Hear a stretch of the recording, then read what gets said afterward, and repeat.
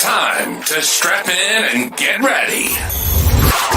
The leaders in NRL Supercoach are incoming. Bringing you the ultimate insight to help you win your leagues and climb up the rankings. You're now listening to the Insight NRL Show with your hosts, Braino Mattrix and Whisperer.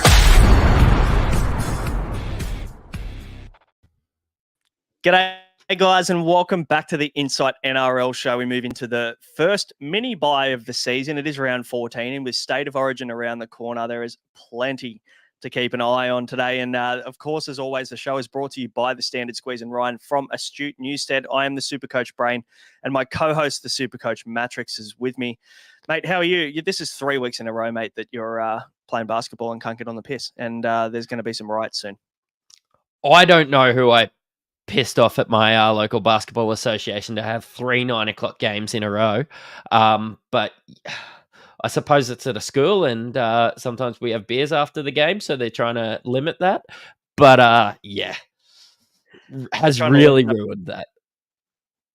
Yeah, they've tried to limit some beers for me. Did have a couple during the day, so I'll still be all right for 40 minutes, I reckon, tonight. Yeah, good. Love that.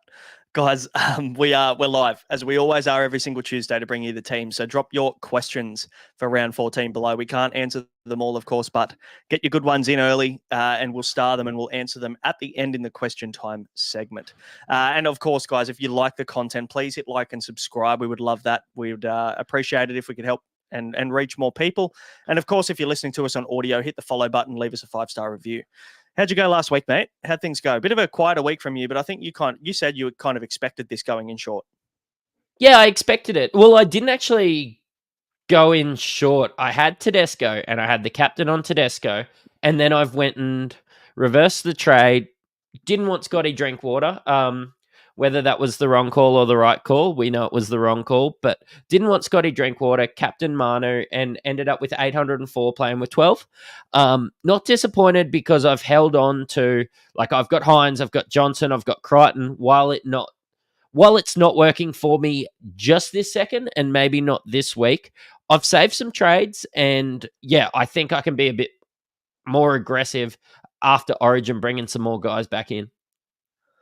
Yeah, there's a bit of tactical kind of a bit of a tactical approach, I guess, over the next few rounds, because, you know, a lot of us went pretty hard at round 13. You haven't. You've saved some trades, or saved a trade on me especially, but you know, the next probably 5 to 6 rounds are going to determine where you end up finishing up, or how strong of a position you are in the run home. So we'll see how that all plays out. Simon Brown in the chat, 956 is still repping the unstoppable hat. You'll know that I've got the unstoppable hat on tonight because I'm feeling pretty unstoppable, because I'm chasing down that 200-point buffer that you had on me at the start of the year, mate. And we're pretty close now. We're both in the 4s in rank. So let's see. Let's see if I can chase you down and create a bit of a gap, and then let's see if you can chase me down in the run home, because I have a feeling that you're going to have more trades than me in the run home. I've gone pretty hard, and you've been more conservative than me. Yeah, and it depends how you use them, but I've ran down the sideline. I've got past you, and yeah, I can hear you coming, but you haven't seen my fend off yet, so. Yeah, big, strong left stiff arm from you, I'm sure. Yeah. The big don't argue. We've got Whisper in the chat as well, watching on the replay, but he wanted to stop by and say that it's Alex Johnston season. I'm all for that. He's a segment that I'm doing. I'm going to do it on Twitter every single week, and it'll be pod of the week, because it's that time of the year where we look at players that are like 1%, 2%, 3% owned, and guys that we know that have performed well in the past. So AJ is my pod of the week. I'll explain it why, probably in this episode as well. Do you want to know what's my pod of the week? Can I explain it now? Inside NRL, sure. Yeah, I mean, but to be fair, we're pretty well owned. So yeah, true. Not sure if it's a point of difference for anybody. Just a bit of a lock and load primo, maybe. Podcast of the week, I'm telling you. Love it. Cheese in the chat feels weird with Braino wearing a hat forward. I miss backwards hat, Braino. The only reason I'm wearing my hat forward is so that everyone can see what it says on the front. Just for my point that I was trying to make at the start of the pod. I'll turn it maybe backwards soon. Mate, we've got a little bit to talk about when it comes to injuries. Nothing overly Supercoach relevant, but a couple of moves. So let's chat about that.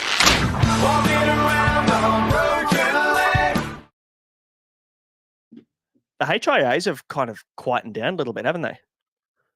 Yeah, and I don't know what's the difference maker there. I just think there was way too many to expect. I was actually starting to think, I need more active players because of all these HIAs. And I think, especially going into Origin this week, it needs to be something we're pretty aware of. Maybe counting how many days, if they've got a Friday game in 11 days' time for some of these guys. Yeah, it's gonna be an interesting period. Yeah, it will be for sure.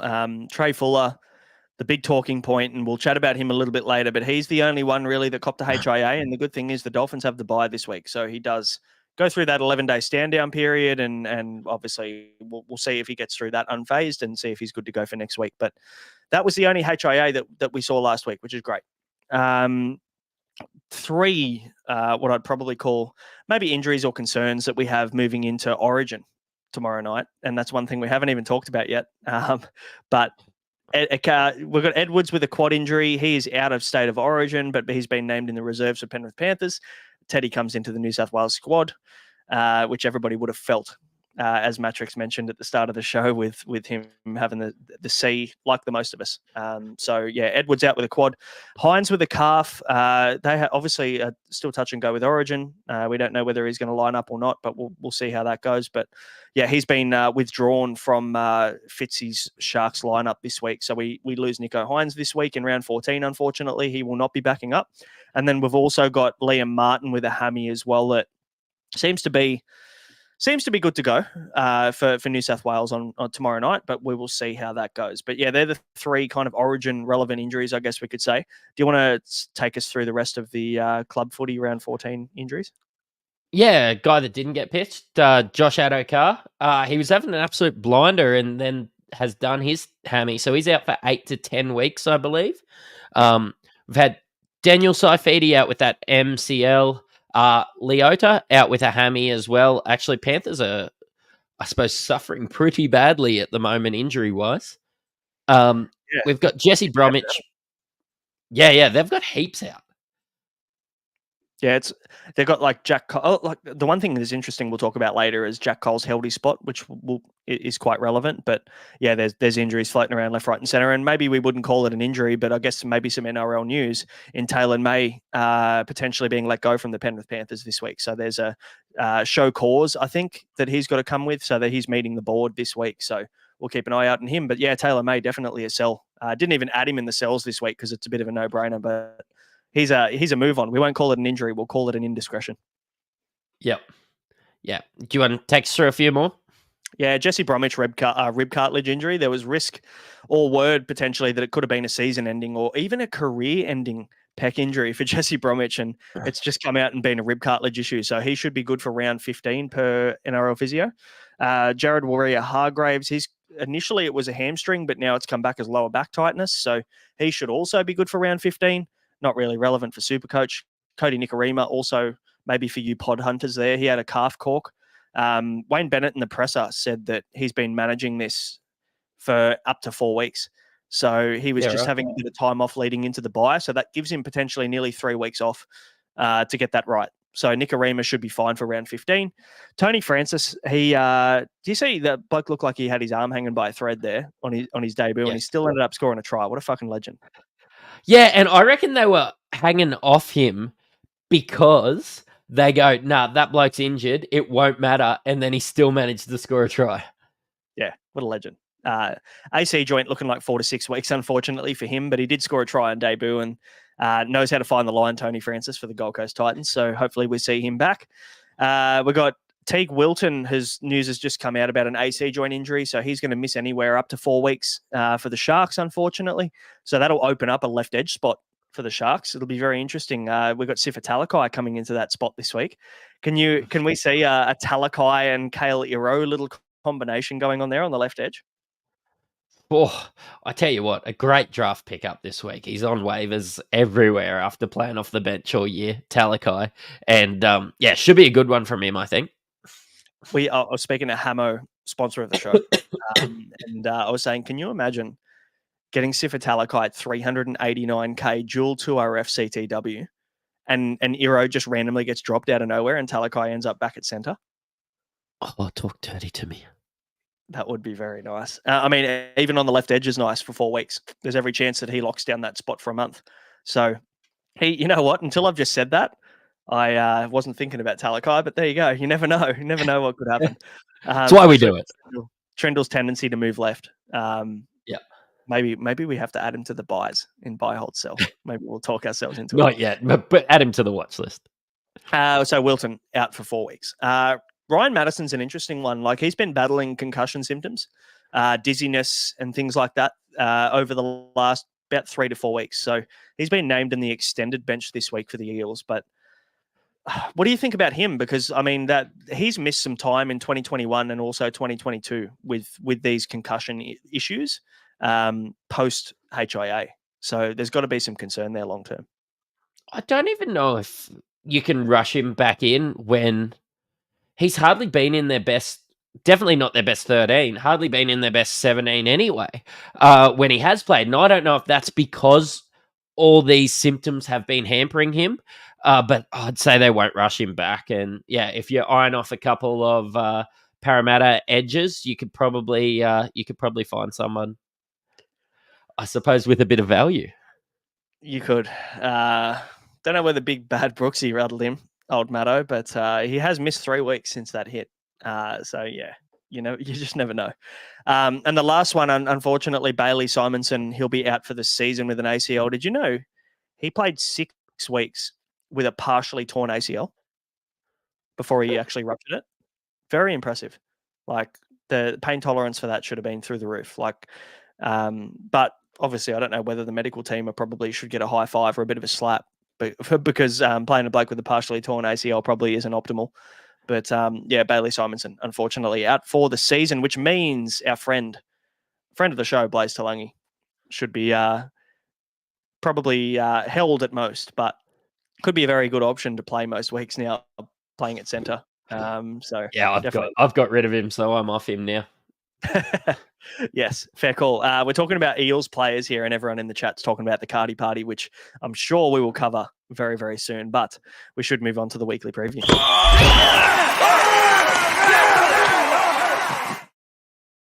And as always, the weekly preview is brought to you by Ryan from Astute Newstead. And if you are a homeowner and your rates are above 6.2%, or you want to buy a home potentially, get into the home market, maybe you want to even refinance and renovate, or you just want to save some cash, then you can reach out to Ryan at Astute Newstead for an obligation and a cost-free inquiry. Won't cost you a thing. His link tree is in the description below. He will look after you. He's looked after all of us at Insight. And yeah, we definitely have plenty of praise for him. And, he is an avid Supercoacher as well, Mattrix. He doesn't mind playing Supercoach, and he goes all right, doesn't he? Oh, I wouldn't. He gets lucky, I'd say. But he's in our DMs constantly. He's actually helping me out with a few things financially at the moment, Ryan, which is always an excuse to get me on the phone and talk about work for about 30 seconds and then have a 15-minute discussion about Supercoach. That's how we do it. It's maybe he should provide some Supercoach tips as a part of his Astute Newstead service. But good bloke, Hamo. So he's always in the live chat. I wonder where he is. Maybe he'll be around a little bit later. But yeah, hit up Hamo. His link tree is in the description below. All the details that you need are there to get in touch with him. Now, it's obviously time to go through buy, hold, sell, as we do every single week, where we talk about the best buys, sells, and the players you should hold that are being well sold. So let's move into the trade targets for round 14. Targets acquired. I don't know about this one, and I don't usually start with the questionable one, but I think this one's a big talking point. Talk to me about David Fifita and talk me into buying him. Big Fifita. He doesn't play Origin, and that's, I suppose, where it's come from. I didn't add him in. I believe it was Josh in the notes that's added Fifita. But he's probably the best sideways trade from Angus Crichton, who, while having a very juicy matchup coming up, isn't playing. What's he playing? One of the next 3.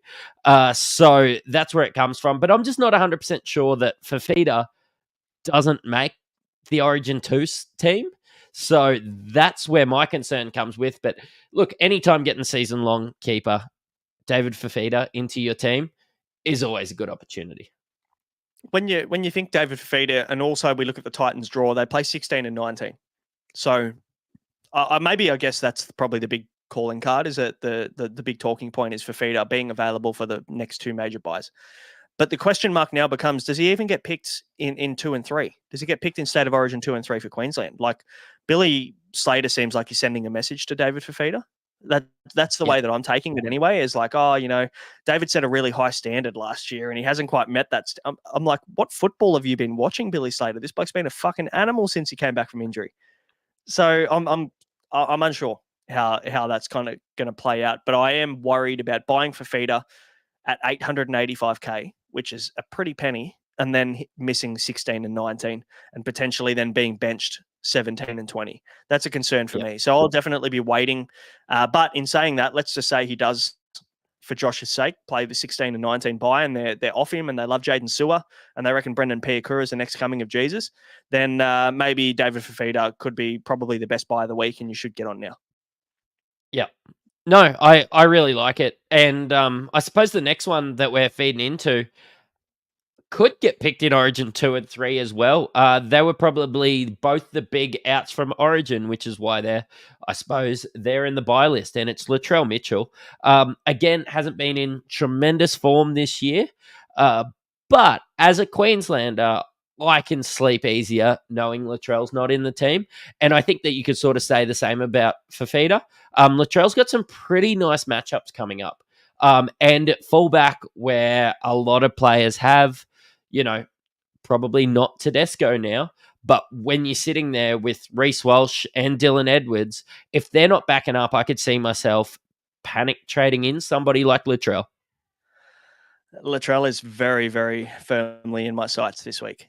And I've been a previous Latrell owner this year and traded him out and said on the podcast publicly that I would never trade him back in, and here I am.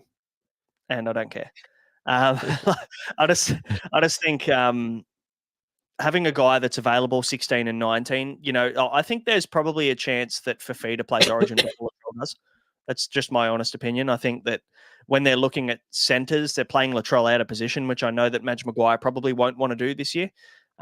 So I feel like they're probably looking at genuine centres that play there every year, and I don't see them moving away from either Tedesco or Edwards throughout the 3 games, even if they win or lose. But there was a comment in here by Jake Lindsay in the chat saying, wait to see who wins tomorrow night, re Fafita.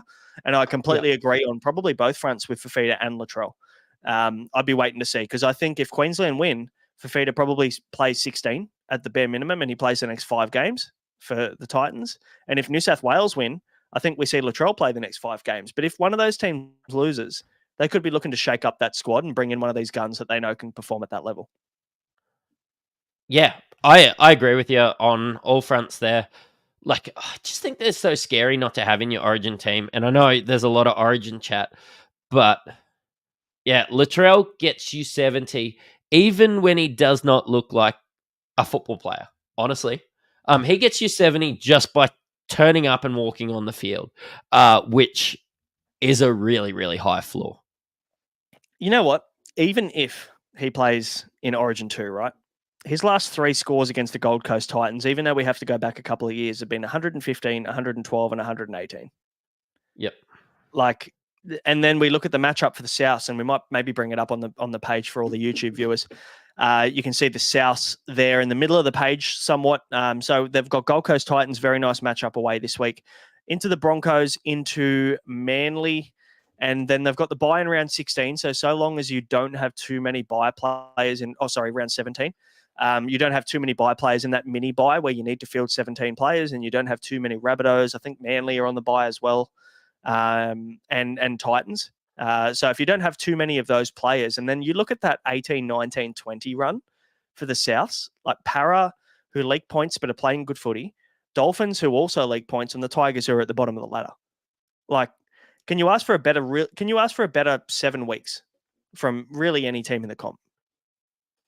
No, you can't. The only thing I'm going to say there is, where are Souths on the NRL ladder, and can we really consider anything, a good matchup for the team that is currently lower than the West Tigers, which is what I want to put into perspective.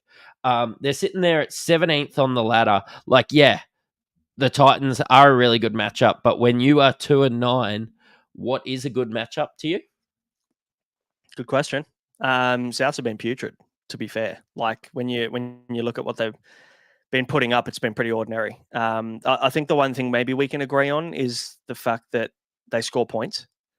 And at the end of the day, if you're scoring points and conceding points, you're still going to score well, Supercoach wise. The over under for this game is at 54.5 points. And I don't know whether you can see another total points over under that's that high for the rest of the season. So I'm still smashing overs. 100%. I think Latrell's a good buy this week. And a few people ripping into me in the chat saying that I backflip. You deserve it. Fair call. I'll take it. You know what? I don't care. As long as I rank well, then it's fine. Just follow me each week for advice, but just don't follow my previous week if that counts. Let's talk about the next one, mate. Maybe you take this one away. Well, the next one, I suppose, goes hand in hand with Souths, and it's Alex Johnston. Look, again, there's some really nice matchups, and if they can score points against these teams, then yeah, Alex Johnston is a good matchup. I believe he's about 490k, which is about the price I go to buy AJ every year. I think I've owned him the last 3 years through certain periods. And you know what? If you told me at the start of the year that AJ would be 490k with that draw going forward, I would load up. I just wonder if it's a wait and see week for me with him. But another guy you could kind of throw in with that is Dallin Watene-Zelezniak, whereas he could nearly be considered a buy and a sell. He's been awful, but I think, and you said it earlier in the show, you might have to temper your expectations with him, even with that 33 break even, just because SJ's out this week. Yeah, DWZ's probably like pretty high on the buy list, to be fair. Like at his price and from, I think everybody's got short memories about what he did last year, and with good reason. DWZ's been awesome for a good 12 months. So, probably 18 months to be fair. But the big thing and the big reason behind DWZ scoring last year was that SJC and KDWZ combo on the right edge.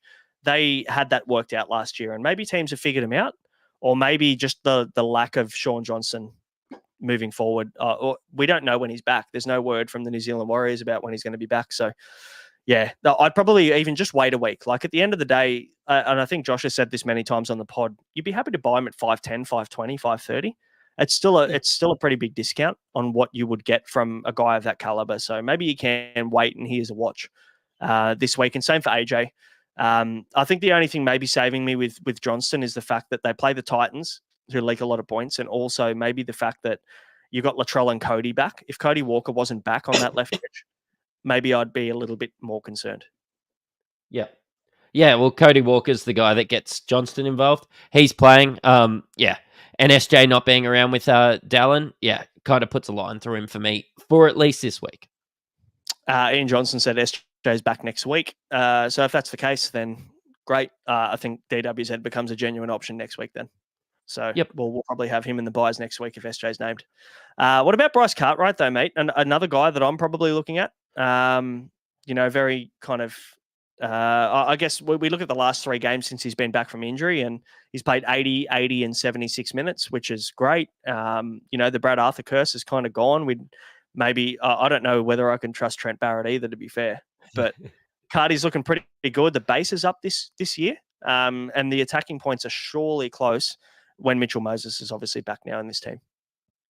Yeah, and I think we were all excited to see how Sean Lane would go when Mitchell Moses come back and enter the Cardi party, because Sean Lane's not proven anything to me this year, whereas Bryce Cartwright coming back from an injury, stepped straight into that starting spot, new coach. I can really get around it at this price, and with so many guys you want to get rid of at that mid price, I'm looking at you, Morgan Smithies. I'm looking at you, Sean Lane.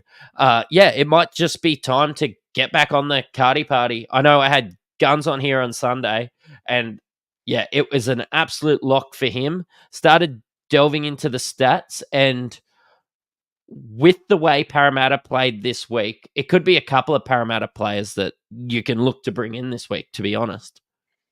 I mean, they do miss round 16. So if you are short on 16 numbers, maybe Parramatta aren't the best team to target short term. But I mean, we talked about Jacob Preston last week. So maybe is it too late to get on Jacob Preston? I know Ian Johnson just chucked that in the chat. You could also be on the Preston party. He does have the bye next week, though. No, I think paying 600K for Preston's too much. I think paying 530 was great. And we had he scored 2 tries for his 110 fantastically. But I think you're paying at value or maybe a little bit overs at 600K, whereas 500K you were paying at value. But when he finds the line, yeah, we're going to get those 80s, 90s, and 100s. Yeah, I'm really liking Cartwright. I think he could be a really nice option this week. And you know, if you're not going to pay up and go to Fafita, maybe he's the next best option at 2RF, because 2RF's weird, isn't it? Like, you've got the top, I reckon out of the top 10 to 12 2RFs, most of them are playing Origin or have a really pretty shitty buy schedule. So yeah, not a huge fan. What about this last one, mate? Because another Parramatta Eels player and a guy that was on the outer under BA's system, but is the starting 9 under Trent Barrett's. Yeah, and watching the trials, I was always a bit more of a fan. Like, Hands is a bit more exciting than Lussick, and I think he's better for Supercoach. Absolutely has bottomed out. Yeah, I can get around getting Hands. It's just, round 16 is the draw card for me that he's not playing. But Joey Lussick to Brendan Hands, anyone, if you're holding Joey Lussick. When he didn't get named, I actually thought of it as a blessing because he'd been scoring 30s and he couldn't drop in cash anymore. You know what? If you want to go light on at hooker, yeah, Hands is your hooker too for the rest of the year. That's, I guess, your determining factor as to whether you buy Hands this week. It's who's your hooker one? Is it Danny Levi? Like that kind of determines whether you buy Hands or not. But I think if you've got Harry Grant, if you've got Appy, if you've got JMK, any of those guys, I think paying up at hooker for 2 premium hookers just makes no sense this year. So I think, and I was on the get Appy train this week, and I think he's a great buy if you've got 2 cheap hookers. But if you've got one primo hooker already, then I think Hands is going to be perfect as hooker too. So I like him this week. And he'll make some cash, obviously. Nearly bottom dollar, pretty close to bottom dollar. And Lussick is not in this starting 17. He's on the extended bench. And can you imagine if everyone buys him and Lussick comes in at the last minute and plays the 14 role? Yeah, I can. This year, I can. Yes, let's hope not. Let's hope it doesn't happen. Let's move on to the players you should hold.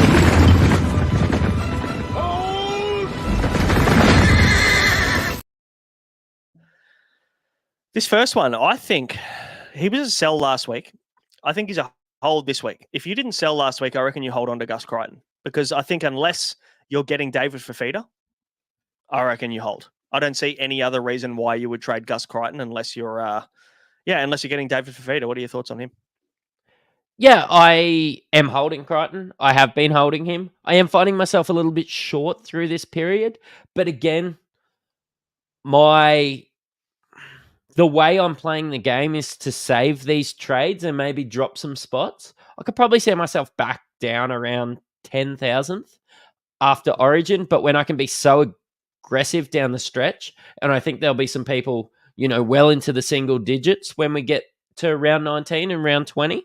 That's when I'm thinking I'm going to make my move. So yeah, Crichton, it would be devastating for me to trade Crichton to Fafita only for Fafita to get picked for Origin 2. And I am no Origin coach or anything like that. I'm a super coach, but I'm no Origin coach. But if I was picking the team, I'd have Fafita in it, which makes me really wary. Yeah. Same for me. I traded Crichton last week, and I think, the reason for that was because he was playing 1 game in 4 weeks. And if you didn't trade last week, now he plays 1 game in 3 weeks. So like that appeal kind of decreases a little bit. And obviously the Roosters, who are they playing next week? They've got, it's not the easiest of matchups from memory. It's the Eels, I think. Yeah. So, I mean, look, the Eels have been okay, and they've got their stars back now, I guess you could call them. Yeah, you're right. They've got the Eels in 15. So, I mean, he's going to be running at that edge of Bryce Cartwright from memory. So, Mhm. yeah, look, I think it's not an amazing matchup by any means. So, yeah, I think if you've still got Gus Crichton in your team, I reckon you hold him because, yeah, even though he's going to play 1 in 3, I think then he goes and play. If he backs up, he plays 17, he plays 18, he plays 20. So yeah, definitely worth holding, I think. Talk to us about the next one, mate, because Ian Johnson's adamant. He reckons that Hines is definitely not a hold. What would you be doing in this scenario if you're a Nico Hines holder? I am in this scenario. I'm actually a Nico SJ owner, so slide into my DMs. Yeah, this team list Tuesday was dog shit. But yeah, Nico Hines, if you don't need the cash or you don't need the numbers, there is a world where, like, I was in free loop situation anyway with my team, only having, 17 or 18 players there. I don't want to waste trades getting Nico in and out again, especially when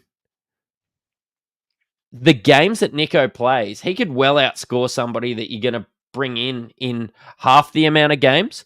I just don't want to watch another game where I don't own Nico, and I'm not burning 2 trades in 3 weeks when we've all been so aggressive because all these injuries have ripped us a new one this year. I'm going to be holding Nico Hines. Let's look at Nico Hines' draw. And there's a t-shirt coming, surely, around like I don't want to watch another game without Nico Hines on my team. Because I reckon you've said that probably 4 or 5 weeks in a row since you bought him. You look at the Sharks' draw from round 15 and you go, all right, they play Broncos this week. Who knows if all their Origin stars back up? If there's any week you want to play the Broncos, it's this week, isn't it? The difference is, unfortunately, Nico's not named. So that's the disregard. Yeah. Any sort of Broncos chat. But then you go Dolphins round 15. That's kind of a matchup at home at Shark Park that you want to own him. And then who guarantees that he's going to play Origin in round 19? By the time either New South Wales or Queensland win game 1, we don't know how that's going to play. So our opinion could change completely. But I think if New South Wales win game 1 and he's the starting halfback, I think he probably retains that spot. If they lose, I reckon we'll see Moses in Origin 2 and 3. So we could get Nico against the West Tigers in round 19. And look, you might probably say, well, I'll get him much cheaper because he's got 190 break even. Who says he doesn't score 120, 130 against the Dolphins, loses 50K, and then he's still 930K coming into the Bulldogs, Gold Coast, and Tigers. Bulldogs are a tough matchup this year, to be fair, but the Gold Coast Titans into the Tigers is 2 teams that I would want to own him if he does obviously not play Origin 3. So round 20, he's got the bye as well, though, so that's not ideal. So it's an interesting one, isn't it? Because this was the main question at the start of the pod. People were asking, talk about hold versus sell Nico Hines. I'm in the hold camp because I don't need the number. Maybe that's the message. If you're sitting pretty this week and you don't need the numbers and you also don't need the cash from a Nico to a Jerome Hughes or a Nico to a Moses or a Nico to a Sam, or you won't go Sam Walker this week, but if you don't need the cash and you don't need the extra number this week because you're struggling, maybe Nico's a hold and you look at it next week. That's maybe the way I'd look at it. Yeah, I agree with you. And there's no harm in holding him till round 16 either to work out what happens with Origin 2. Like, he misses one of the next 2. Fine. IJ's in the chat saying he misses 16, 17, 19, and 20. Like, there's no harm holding him for that Dolphins matchup and just wait and seeing with Nico. It's just one more week. You own him. It's just 1 week. Look, you cop an AE. I don't think too many people have 20 people going into this week. It's not the end of the world. No, I agree. That's fair. I guess maybe the message here. Oh shit! I've got this. I've still got the buy draw up on the screen. Don't mind me. When you pop Ian's chat up here, we've got Hines could miss 14. Well, he does miss 14. He could miss 16. He does miss 16 because he's got the buy. So 14 and 16, write them off. 15 against the Dolphins, he should play. 17 is we don't know whether he's going to back up or not. So that's a could. He could miss 19 if he gets picked for Origin, and he definitely misses 20. So he definitely misses 14, 16, and 20. 17 and 19 are the question marks. But I think maybe what's holding on is the fact that he does have that really nice draw. So maybe that's it. And Simon Brown holding on to the same joke every single week, mate. Come up with some new content, would you? Something new to come at me with would be good. Nico's an interesting one, but let's move on to David Armstrong, mate. What do you reckon about him? Because he's got a pretty low break even still, and could be a hold this week considering he's been named at fullback. But we've got Fletcher Sharp in the reserves, who Barry Tui's come out and said there's every chance he could be named at fullback this week. Yeah, I think he's a hold for now, and if there's a late switch, I'm 100% trading him out because I think it was Fletcher Sharp's spot to lose. He was just injured. But yeah, David Armstrong's been playing really good footy outside of last week when Newcastle played really bad. There's no reason to trade out David Armstrong this week. Still has a break even of 12. Yeah, just hold on to him for one more week if he's named. Yep, agreed. I'm going to star this comment from Hamo because we'll cover this one later after we finish buy, hold, and sell. But yeah, potentially a new podcast for him on Sunday. We'll see how we go. But yeah, no, I agree on Armstrong. I think when do the Knights play? I guess is probably the better question because we'll need to make a decision on when to Sunday, 2:00.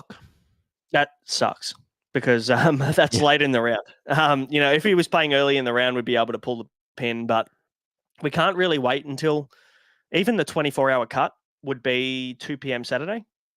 So not ideal. Yep. Also traveling to Melbourne. So I'm probably leaning to if he's your only guy in your center wing that you can trade to an upgrade. I don't hate moving him on, but I think in any other scenario, I think he's a hold this week with the low break even. I think it's a 12 break even. And then look, at the end of the day, if he doesn't play, you can potentially move him on to someone who does play at the rest of the week. We've still got Panthers, Manly, Bulldogs, and Para that you could move him on to another player in one of those teams at the back end of the round. Just keep your maybe keep your boost active or keep a trade up your sleeve if you do want to make that or pull that pin. Blaze Talangi. Now, definitely a hold. Named in the centres, negative 22 break even. Didn't play last week, which means it didn't hurt his cash gen, which is huge for super coaches. Yeah, I traded Blaze Talangi to David Armstrong. So guess how I'm feeling at the moment? It's angry. But this is why I don't overreact and burn some trades. Being conservative all year has suited me. This was the one time I wasn't after saying I'd miss out on David Armstrong. But yeah, if you've got Talangi, hold him at centre. Cash gen is going to restart a little bit. I don't expect him to score hundreds at centre. He's just not that guy at centre, I don't think. But in a better Eels attack, yeah, look, him getting some 40s and 50s and regenerating that cash gen until about round 16, round 17, I can see happening. Fair call. I think I'm a little bit pissed off at myself for trading Blaze Talangi so early. I moved him on when he wasn't named, and I was like, "Fuck! All right, time to trade him." And look, I'm not upset with the trade itself, but yeah, it's there's a bit of cash to be made still, I think, with Blaze. So definitely a hold there. And what about the last two, mate? Because a couple of Origin guys that people are probably hastily moving on. Yeah, I was getting a lot of messages just about Cotter and Val. I don't know if you can get that buy schedule back up again. Don't worry, I have it. Cowboys are pretty favourable through the buys. Like, yeah, these guys were going to miss 16 anyway. My experience in watching Todd Payton is usually these guys back up. So I think maybe they play 14 this week. They're named on the extended bench. Play 15, of course. They weren't playing 16 anyway, so you haven't really lost anything. I think they could back up against the Panthers. And then, yeah, they missed round 19 again. And I think they could back up again. I don't actually think it's too bad for the Cowboys when it comes to Cotter and Val. And they're both guys that I think will be wanting to keep playing, especially with where Cowboys are on the ladder. I think we are overreacting if you're trading out Reuben Cotter or Valentine Holmes this week. Of Val, I completely agree with because he really burnt us last year. For anybody who sold Val before the buys thinking he was going to play 1 in 4 and it's the same kind of chat we're having about Crichton. I really hope we're not having the same conversation next year. But Val Holmes, yeah, he was a guy that you could move on last year and fuck, he hurt us big. He averaged, I think, 110, 115 through that buy period. So But Ruben Cotter's an interesting one. I actually don't mind selling him, just purely because I think like we look at last year and we look at Ruben Cotter's impact through Origin, and he definitely had less of an impact. His scores went down, his average went down throughout the Origin period because he did play less minutes. Whether that was off the back of Billy Slater saying to Todd Payton, "Hey, I need Rubes to be good to go in 2 and 3." I don't know. But yeah, I don't know. Look, if you've got other fires to put out, obviously Rubes a hold. But yeah, I think if you've got him in second row, he's a sell. But if you've got him in front row forward, and maybe it's just my mentality this year, you don't want to burn a trade getting Ruben Cotter out. How many trades would you need to have to make that viable though? To move on Ruben Cotter or to move on one of these guys and go, you know what, I don't really care because I've got enough trades. The line is 23.5. 23.5. Okay, that's a lot of fucking trades. Yeah. Like I could have 17 after this week if I boost. So don't trade Ruben Cotter out. I don't have him, so yeah, it's fine. But yeah, no, I know what you mean. But yeah, a few holds there in that list: Crichton, Nico, Armstrong, Blaze, Talangi, Cotter, Val. It's all pending Origin, and I think what we'll do is we'll probably do a bit of an update, maybe in the Discord on Thursday after Origin's kind of been and gone, and work out what we're going to do with some of these guys we're on the fence about, because it does matter what happens on Origin on Wednesday night. So yeah, jump in the free Discord there. It's in the link description below, and yeah, you'll see our update in there. But let's talk about the players you definitely should move on.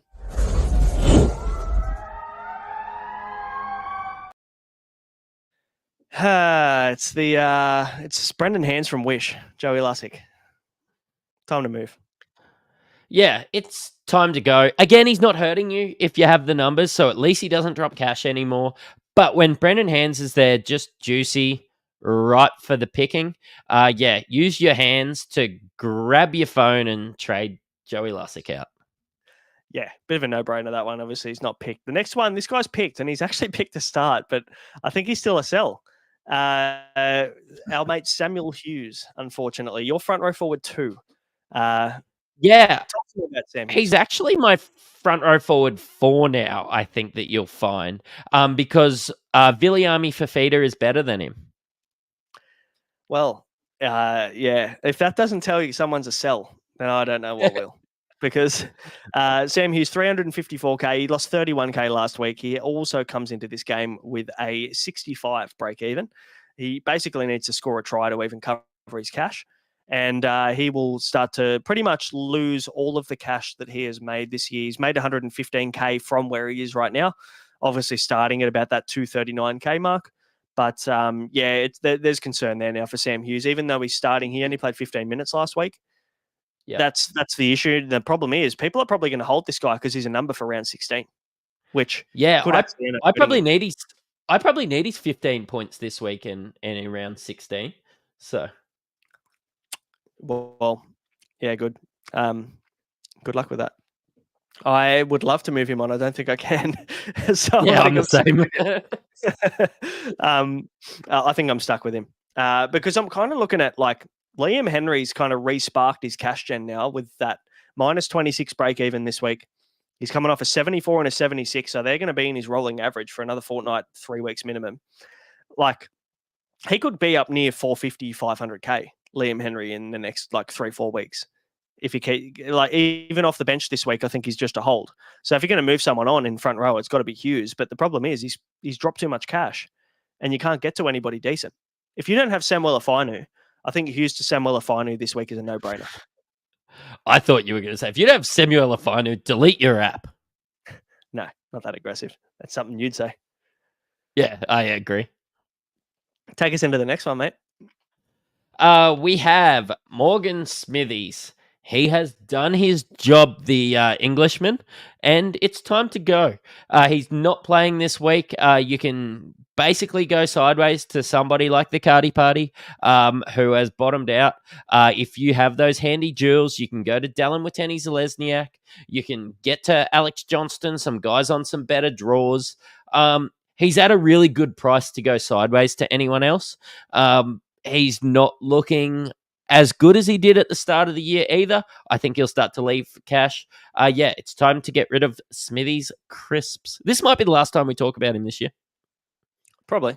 I mean, look, the reason people will hold him again is that round 16 bye. He does have the bye this week, but if you need a number, Smithies is the one to go. If you need somebody for 16, maybe you hold him, and if you're fine this week. But look, he's just a plotter. He's the guy that will get you 40 to 47 every single week, and that's pretty much where it ends. Which is disappointing because we had high hopes for Smithies, but yeah, he is a poor man's. Who's a plotter in? He's a poor man's Adam Elliott. There you go. Yeah. So yeah, I like. Yeah, move him on. What about Sean Lane though? He came back and played through the middle, so he's been benched by Trent Barrett. Maybe sending a message, I don't know. But he came on through the middle of the field and played as a prop in last round. So what are your thoughts on Lane? I think he's a move on. Yeah, I think you've just got to get rid of him. Again, you could go Lane to somebody like Cartwright and it not cost you too much. I think Lane was always going to be a season-long keeper as long as he's playing 80 minutes. He's now off the bench, obviously not playing 80 minutes. I can't see a reason to hold him. Regardless of how many. If you've got 14 trades, he's still a trade out. That's one of my better trade outs this year.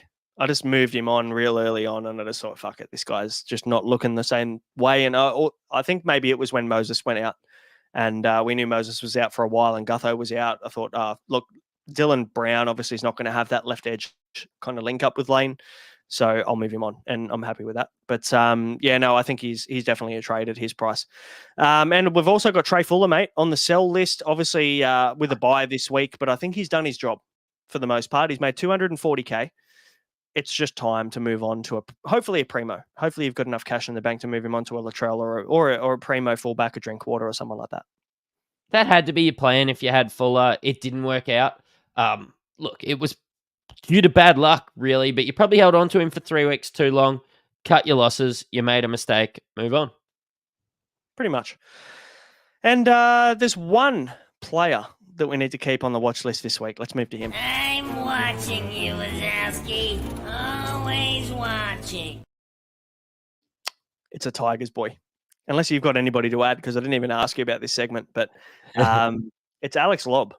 Very, very interesting prospect, I think, this week. It's his second game, so we don't have to worry about any cash gen or anything like that. But there's every chance, and I don't watch too much New South Wales Cup, but there's every chance that he could actually end up goal kicking, which potentially could hurt Appy Coruscant. Yeah, it could. I don't know too much about Alex Lobb, except for that if he's good, his nickname is going to be Lob City. Yeah, it could be. Tell us you watch NBA without telling us you watch NBA. Because seriously talented guy. He was the player of the year for the St. George Illawarra Dragons in Cup last year. So I would definitely put him on your watch list as a guy that could get some attention. He's very tall. He reminds me of a bit of a Jack Bostock that can goal kick. That's probably the best way I could describe him. But the problem is he's going to get no good ball. So they've moved Charlie Staines to centre, which concerns me a lot as a Tigers supporter. I think there could be all sorts of dramas with anybody running at Charlie Staines. It's better than Naden. Is there anybody that is not better than Naden? That's probably the better question. And the answer is no. So Hamo reckons he looks like an accountant, which I also agree with. Hamo messaged me as soon as Lobb took the field and goes, this Alex Lobb bloke looks like an accountant. So it seems like the go-to joke for our mate Hamo. I'd trust him to do my tax. maybe he'd get some cash back for us, but Lobb's a watch. That's about as good as it gets. Don't go early. There's been a few questions though. Let's talk about Alex Matamua. My I guess concern with Matamua is the fact that there've been 6 locks that have played for West Tigers this year that have started in the 13. Troy is protesting for Seyfarth. Maybe we can talk about him too and put them in the same conversation. Matamua and Seyfarth. What are your thoughts on both of those guys? My concern first of all with Matamua is the fact that his role seems quite inconsistent, and Seyfarth, he's got way too many errors in his game that I feel like Benji maybe can't trust him enough as he'd like to. Yeah, I just think Matamua being named, that's not a lock. So that's my concern. You could just see him getting named off the bench next week. Even though, yeah, he is a lock this week. But yeah, I just haven't seen the consistency yet in Benji just to pick and stick with anyone. So that's where my problems come from. Yeah. That's fucking terrible. Matamua is a lock in position. That's about it. That's Yeah, but the he's way not a lock no, to he's be not a lock selected in at lock Supercoach either. every week. Yes, correct. It's like they've picked Seyfarth, they've picked Pole, they've picked Papali'i, they've picked Bateman, they've picked fucking Alex Twal at lock. They've got so many options there, and it seems like Benji's seeming to lean towards that big middle lock rather than a ball playing lock. And that's my concern for Matamua is the fact that the guy's a gun, and I'm a fucking big fan of Matamua. I think if he can lock down the 13, I'm all aboard. Oh, me too. But I don't know whether he does. I think that either Bateman comes back in or Papali'i, when he returns, he comes back in. They're a fair way away. So I think people, I'm not sure whether people loved your joke or fucking hated it, but we're getting a bit of mixed response in the comments. Yeah, Matamua is probably a guy I'd watch one more week, I think. What about Seyfarth, though? Because he's named on the edge this week. No, I think at this stage of the year, if I'm making those moves, unless it's to an absolute bottom dollar guy, I need him to be a lock. I need him to be a guy that I see there every week and I'm happy to hold for the rest of the year. I don't want to be mucking around trading in Seyfarth for 350k only to have to trade him out in some weeks' time. I don't even see him as a 2RF 6, especially not a 2RF5, so no. I think they've shown their hand with Seyfarth that he is plugging a hole. And look, Papali'i and Bateman are going to be out for 6+ weeks from here. So if you think that they're going to stick with him, great. I don't know whether we have any other options, if I'm completely honest. But I just don't know whether he's going to score what we need him to score every week. So I'm probably fading both. And we need to remember we're talking about the West Tigers. I'm a fan. I'm a supporter. But we're also bad. So you need to remember that we're picking we're picking ordinary players from bad teams. So Yep. I'd maybe move your focus towards a team that's performing at the moment or a team that's on the up. So that's probably the best advice I'd give you. Let's move into the squeeze of the week, mate, because of course the squeeze of the week, the top scorer in the in the league, the Insight Fantasy Sports League, is brought to you by the standard squeeze, of course. If you're sick of breaking glass bottles, if your beers are going warm, if your coffees are going cold in the morning, then the standard squeeze, they got you covered to help you drink responsibly, but also conveniently. And they're food grade quality plastic as well, their combo pack. So you can get the perfect pour to know how much you've drank every single time. So you can go to the Standard Squeeze website, thestandardsqueeze.com, and use the code IFS15 to get yourself 15% off everything in store there. Top scorer in round 13 was Trevor, coach of Chafing the Dream, which is good. It sounds like Mike Tyson said that one, with an 11.28. So we had Drinky Captain, he had Terrell May, Preston, JMK, Walker, Sam Walker, that was, and Dillbags. So pretty strong week from Trevor here. So Trevor, reach out to us. Go to the store, mate, the Insight Fantasy Sports web store. It's in the link below.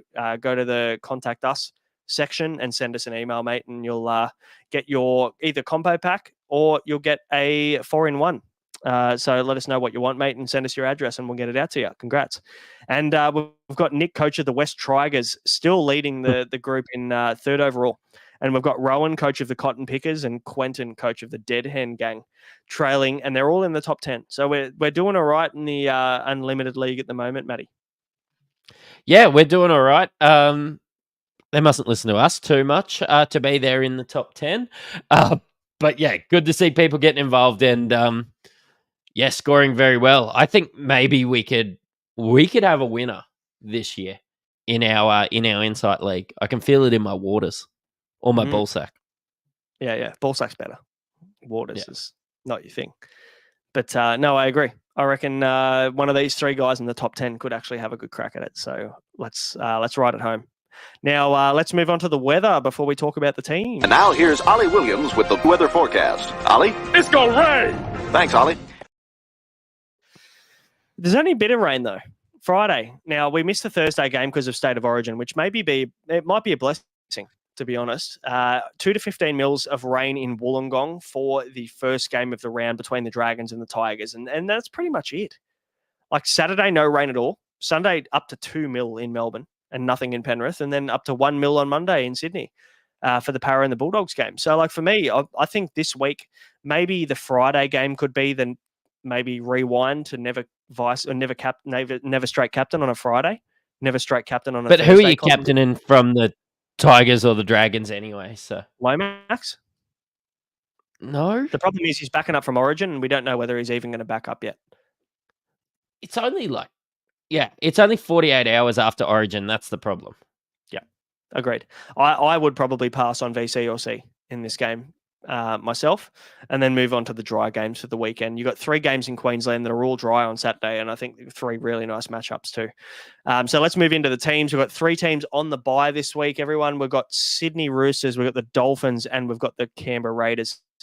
Are the Dolphins known as the Redcliffe Dolphins yet, or are they still the Dolphins? No, they're still from up the. Yeah, right. Okay. Disappointing.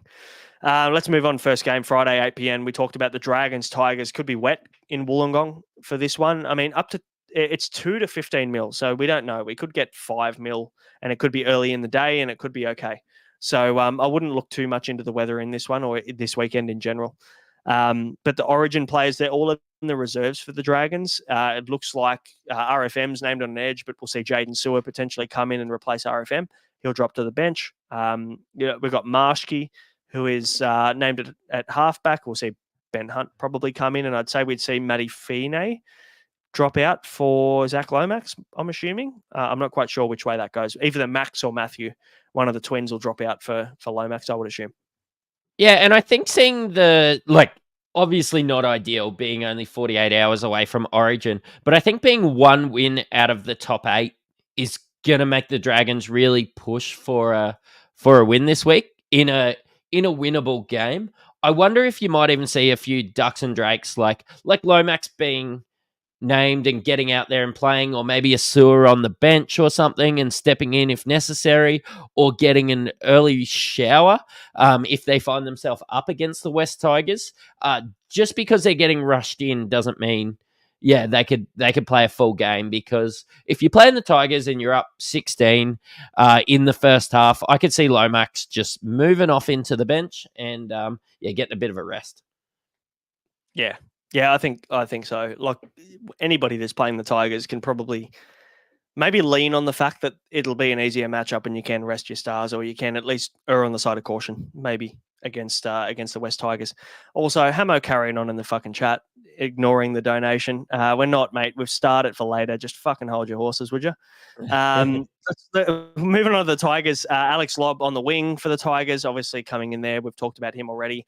Samuel Afinu and Seyfarth on the edges, we've talked about, as well as Matamura at lock. So Naden in the 14 is what I want to fucking talk about. And maybe more of a rant as a West Tigers fan, because this is disgusting. Like, what are we even thinking? What are we doing? Benji, I love Benji Marshall. I'm a big fan of Benji, but naming Brent Naden the worst center in the competition as your 14, what's the reasoning behind that? Oh, he must be worried about all those Origin players that might need a rest early for the Tigers. He might just pop in and plug a hole. I absolutely have no idea what he's doing there. You would be a lot better off playing like a Talon De Silva or even Kapoa or somebody like that. Like, we've seen Kapoa play in the centers before. Yeah, I have absolutely no idea what is happening, to be honest. Yeah, shambles. Absolute shambles. So, anyway, you can lock the Dragons in for 13 plus this week if they're naming Naden as one of your bench players. I really hope that Naden drops out and they get one of these reserves boys in. But anyway, and Benji's still overseas this week. He has been on a holiday to Fiji or Bali or something like that. So really? Yeah. Buzz Rothfield was into him this week about leaving, and he's like, who's in charge at Concord? when everybody's away. It's like, mate, it's a bye week. Fucking chill out. Like Yeah. everyone goes away and travels on a bye week and has holidays. So yeah, get over yourself. But Tigers, easy cannon fodder. Saturday, 3 p.m. Titans, Rabbitohs, mate. This one could be a massive scoring game. The overs is 54.5 total points at Cbus, and I reckon it's overs. Yeah, I agree with you. Does AJ run at AKP or Jojo Fafita? Jojo Fafita. AKP's on the left. I'd be a lot more excited if it was running at AKP. He is a traffic cone. He's my cone of the week, actually. But look, again, should be a big one for AJ. If you are ever going to back Latrell Mitchell in, it's against the Titans. Obviously, not missing too many people anybody due to Origin now. But I suppose, getting Kieran Foran back in might help them organise that. Like, it's been shambles the way that they've had to name some of their teams coming forward. But I still probably expected maybe Tanner Boyd comes in for Chris Randall at 6 yet. Yeah. Well, I mean, with Tanner Boyd in the reserves, I think there's every chance that he gets named. Just depends where he comes in. And also Keanu Keeney's been named at fullback. But yeah, with Jaden Campbell in the reserves, I think there's every chance he comes in too. So, like, it's hard to know. With the Rabbitohs, there's so much to like, but also a lot to hate. I'm honestly, this is probably the team that has bamboozled me the most this year. The team that has the most talent on paper, and the team that has a really nice draw and nice matchups, and then they're just not performing. And I think it's probably defensively where they're lacking at the moment this year. They're putting up points, no problem, but they're also conceding 30 a game. Yeah, I don't know. Like, they are the worst team to watch at the moment as well. But if I was naming a team, I would do similar things. I would have Cody Walker and Jack Whiten in the halves. I'd have Latrell at fullback. I'd have, AJ and Gagai. Like, I would be finding a way to name the Cappuccino, Jai Arrow, Cheekham, and have Keon off the bench. Like, this is the way I would name a team. So if there's anything going forward you can take from this, is surely it's a step in the right direction. They can't get any worse. How's your go forward here, right? You got Davey Moali, Sean Cappuccino, Michael Cheekham, Jai Arrow with a busted shoulder, and Keon Kalamatangi. Like, they're your 5 starting forwards.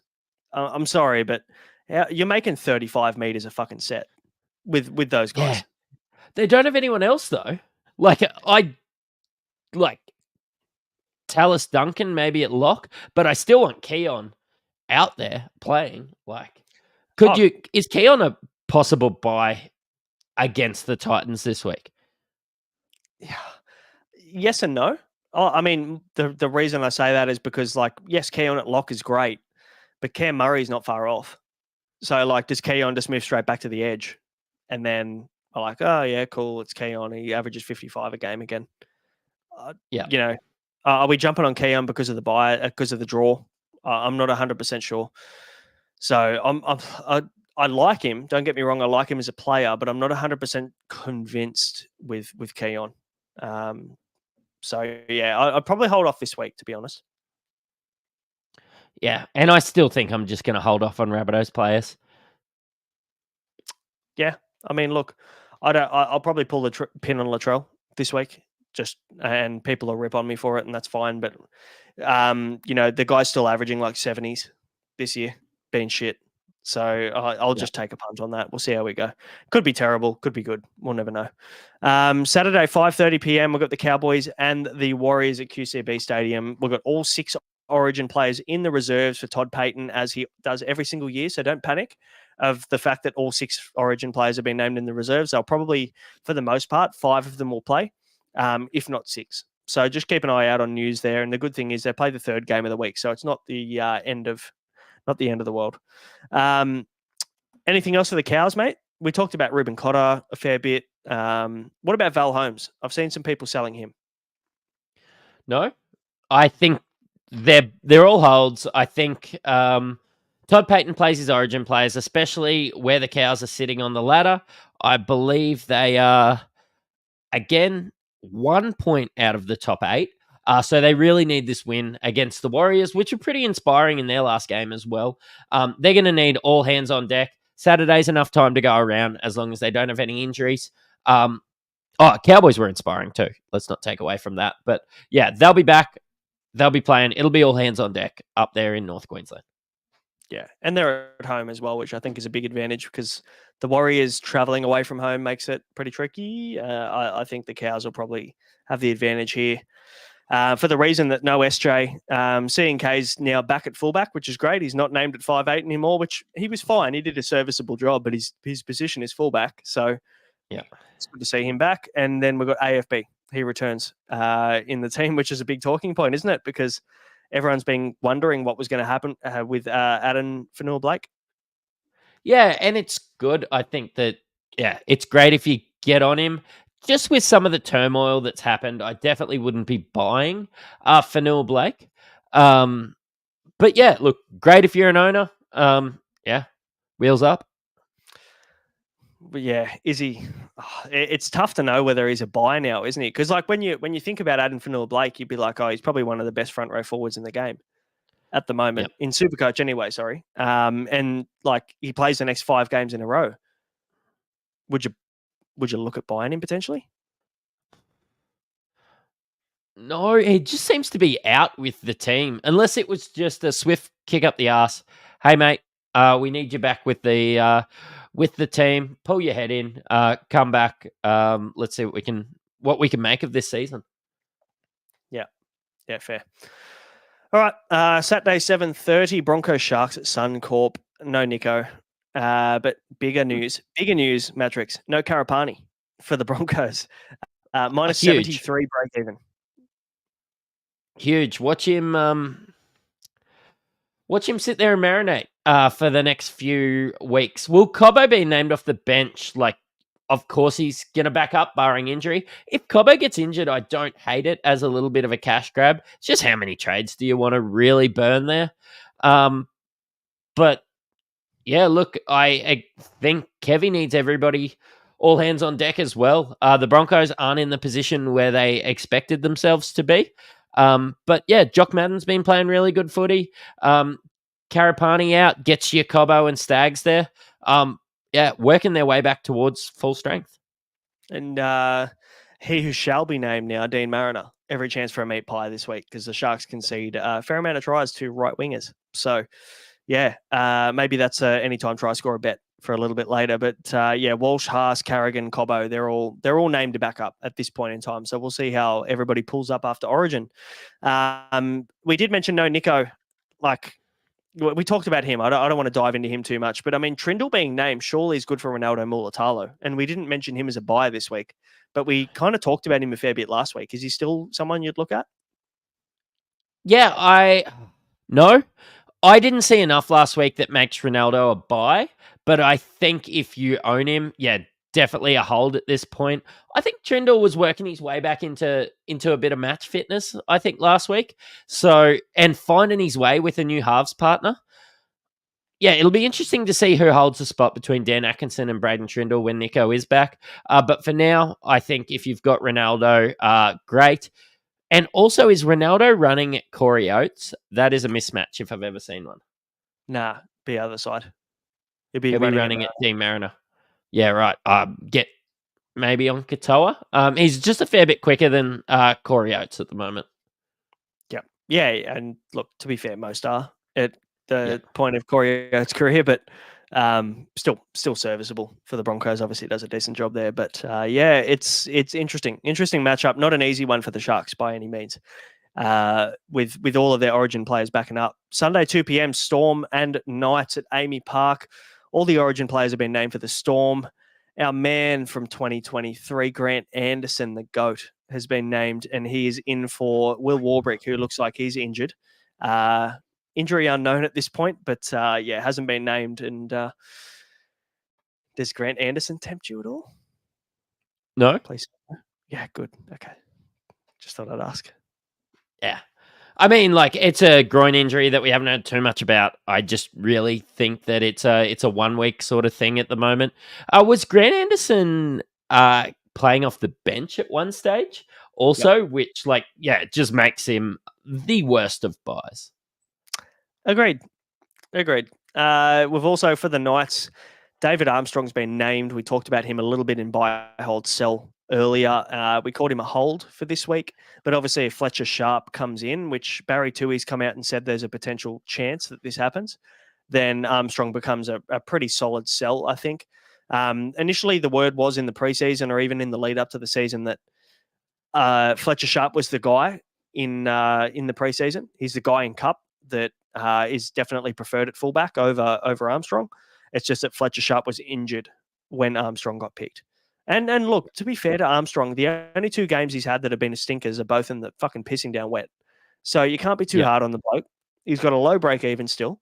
And if he plays, you can probably hold him and make a little bit of money and look at moving him on next week if you're short on numbers.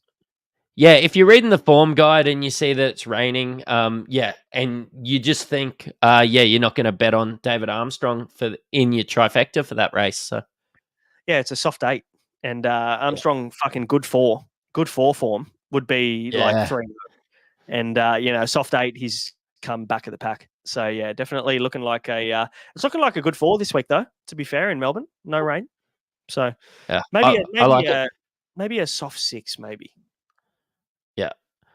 Yeah, I like it. Good decision making. Kai Pearce-Paul and Lucas on the edges with Frizzell on the bench, which is positive again. So it looks like they're leaning into this with Frizzell off the bench through the middle of the park, and they're using KPP and Lucas on the edges. So big wins for super coaches there. How good would it be if we had Lucas at the start of the year? And we knew this was going to happen with the duel that he has, and you could just plug and play at center wing every single week with Lucas, because he's been the guy we thought he'd be. But because he was on the fringes and kind of lost his spot to KPP, we thought we had to move that way. He is only 580k, but still, there's just better things you can do with your money there. Yep. All right, let's move on. Sunday, 4 p.m. We've got a Monday game this week, by the way. Sunday, 4 p.m. Panthers and Sea Eagles, a blue bet in Penrith. We've got Edwards. He's in the reserves, so that'll be very interesting. I'd be interested to see whether he's been obviously ruled out during the week with this quad issue and then backs up for Penrith and plays for Penrith. Can you imagine the media jumping on the back of that? I can. It'll be wild if Edwards plays after getting ruled out. I don't know. They did say that it was just a small injury. They just weren't willing to risk it with Origin only 3 weeks away from the injury, with Tedesco just about to play footy. So, yeah, maybe Edwards wants to get out there and just prove that he's ready to go for Origin 2 as well. I could see him, arguing with Ivan, trying to get out there playing. So that would be great. Can I give you a little scenario with my team? You know how I have Nico and SJ? Mm-hmm.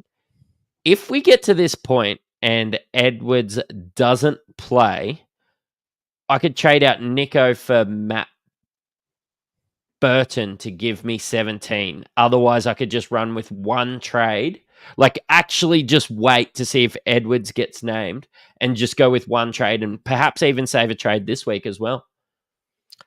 I mean, the problem with getting Burton is you're getting him for you're getting one score in 2 weeks out of Matt Burton. So it's got to be a long-term play. You've got to be prepared to hold him for the rest of the season, basically, or at least until after the buys.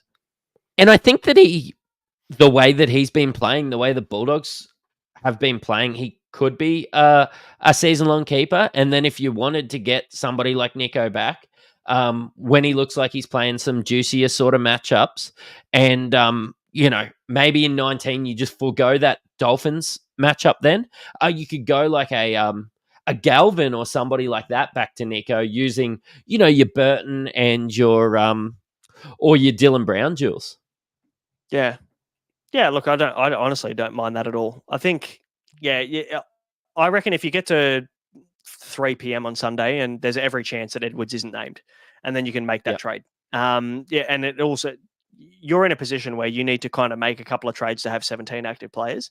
And if you're in the same position, I think that that's a very viable trade. If you don't need the numbers, I'd probably hold Nico. But Yep. if you definitely need him, then yeah, every chance. You could move. And there's some good options in Jerome Hughes as well. Like he's a guy that you could move Nico to. But yeah, I don't hate that. The problem with Jerome Hughes is that he would have already played by the time we Yep. find out about the Panthers news. That's what I'm thinking. I think I'm foregoing it. I think I want to hold Nico. But if there's some hope that Edwards plays to give me, I think, a good 17. The only one I'm really worried about is Hughes in the last game anyway, and I'll probably just cop that. Yeah, that's when I want to make a move to make sure that I get 17. And I think if Edwards doesn't play, then yeah, he's not going to play for the next little bit. And Nico as well. I just think I might need Burton in my life. Yeah, well, Burton's a fantastic play if he's not going to play Origin, but I feel like he plays a part at some point this year, which is probably why I'm steering clear. But for the rest of the Panthers squad, Cole he beats out Schneider, so Schneider's not in this 17. He's in the 18, and Henry is back to the bench, which is what we expected. For the Manly Sea Eagles, we've got Hopewadi, Lehigh. Hopewadi holds that fullback spot, so we thought Tolo Kola was going to be the one that ends up holding out until Turbo's back, but it looks like Hopewadi's won that fullback spot, which is very interesting. And as a Kola, if you're a Kola owner, what are you doing with him? Because now that becomes the question. Like, do I hold? Do I trade? Do I want him at centre? No, honestly, he was at value. Tolokula was at value the day that you bought him. So you're not going to lose any money. You're just probably not going to make that great amount of cash that you thought you were going to be. Maybe it's a similar situation where they're just going Hopewadi. He'd come off a really good game. Yeah, just give him a run for another week. Hey, myself, I want to see Ruben Garrick play there, but yeah, I don't think that's happening this week. And yeah, basically all the Origin players for the Sea Eagles are named, and Simpkin on the extended bench. On Monday, this is a massive one for Supercoach. I know I've got a lot of Bulldogs. I know I've got a lot of Eels. At a core, 4 p.m. on Monday. Look, the Origin players are backing up. Carraz is back to the wing, which is where you want to see him playing. Toby Sexton picked over Hutcho, which I really love for the Eels. Sam Hughes starts with Curran on the bench. Don't be fooled, though. Hughes only playing 15 minutes last week. I think Sam Hughes is a sell. I think I'm just going to have to hold him. And then you've got Blaze Talangi at centre. Hand starts with no Lussick on the bench, making that an easy switch for super coaches. Ryan Madison in the reserves. Still not probably expecting to see him play. And Lane still on the bench. What do you think of the Doggies and the Eels Monday, 4 p.m.? Is it a public holiday in New South Wales? Yep. Is it not in Queensland? I think we've either lost Braino or we've lost contact with me. But I think I have to go to work. I think I have to go to work on Monday. You do. I don't. I've taken annual leave anyway, which is lovely. But the Queenslanders finally don't get a public holiday, and we do, which is lovely. But yeah, it's 4 p.m. King's birthday, I think it is the holiday. But yeah, look, I mean, Carraz on the wing is very fucking tempting against the Eels. Like I'm very interested in captaining Carraz on the Monday game, to be honest. We'll talk about captains very soon, but I think, he's a nice option. At centre, don't love it. On the wing, love it. So that's probably where my head lies with this one. Hands is great. As a buy, we already talked about him. We already talked about Lane, Madison, Talangi. So there's really not much else to talk about in this game. So we probably could move on to let's have a chat about captains. Are you ready, kids? Aye, aye, Captain! Not a fan of Lomax. An option, but not a fan. Just due to the fact that it's going to be a little bit wet in Wollongong. It's the only wet game of the weekend, and the fact that he's backing up from Origin less than 48 hours after he would have played for New South Wales in the first Origin game he ever plays. I'm probably not on that one, but there's a couple of other VC loop options. Yeah, there's a few there, and look, some really good options, and I basically have none of these blokes, so really exciting week for me. Latrell, look, just playing I would still argue the Titans are the worst team in the comp, even though they're just above Souths on the ladder. Latrell gets 70 for fun, but if he does happen to score a meat pie or two, could easily get 150. So, yeah, you're going to want that in your life. Where there's going to be a lot of free loops out there. I was explaining to some people that slid into my DMs that, if you have 17, you're going to get a free loop. Which is great for owners. So you just pop in somebody into your matchup that's on a bye, captain them, and you'll get him. You'll get an AE, which might be your last player anyway. Yep. If you're if you're short, you've got that free loop. So definitely worth looking at for sure. Look, I mean, everyone's saying also Ian Johnson saying VC Latrell. The man's calling me a backflipper all night, and then he wants me to VC Latrell after calling me a backflipper. Maybe I'll just do it, just for the sake of it. But I think Latrell, it's more the matchup for me. Like, if he was playing against a half decent team, I probably wouldn't worry about it. But he's playing against the Titans, who leak so many fucking points to fullbacks as well. Like, that's just maybe the one big appeal for me is Latrell's playing against the Gold Coast Titans. David Fafita also a great VC loop option. I think obviously playing against Souths, who have been leaky all over the park, I think there's definitely a lot of love there for Fafita. And yeah, Drinky. Do you want to tell everybody what you said on X about Drinkwater last week? Because it was one of the quotes of the year. I said I would rather drink battery acid than captain Drinkwater without all their origin stars against the Roosters. And to be fair, like when you look at the score he should have got versus the score he got, it's we're all wrong. Because I said the same thing. I didn't say battery acid. I wasn't that aggressive, but I did say that I would not be touching Drinkwater as a captain. I owned him. I bought him like 5 weeks ago, and I hated it. Hated the matchup. So he proved us wrong. So they're probably the 4 VC loop options, I guess. Lomax, Latrell, Fafita, and Drinkwater. What about the captains, mate? It's a little bit slim pickings, really, at the end of the week, isn't it? Yeah, Jerome Hughes in his matchup against the Newcastle Knights. Newey Knights let in 32 points last week, only scored 2. Jerome Hughes, obviously having that Kiwi accent, doesn't get picked.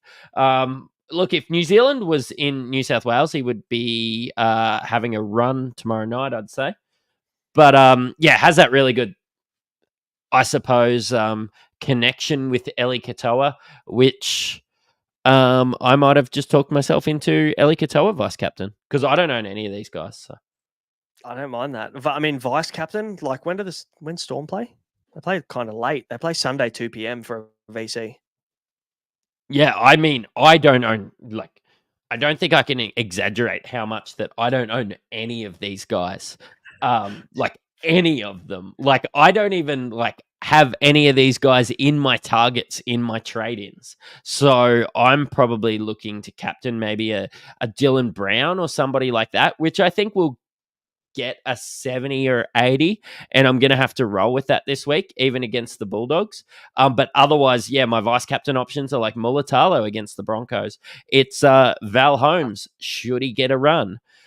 It's Reece Walsh, should he play? There's just so many question marks there. But maybe if Reece Walsh, I see him turn up to the stadium while I'm sitting up there in the crowd, I could flick the vice captain across to him and maybe captain Eli Katoa. Yeah, I actually really don't mind the Eli Katoa play, to be honest. Hughes obviously the main guy at the Storm, isn't he? Like the guy that you'd look at without Munster that he's going to take control.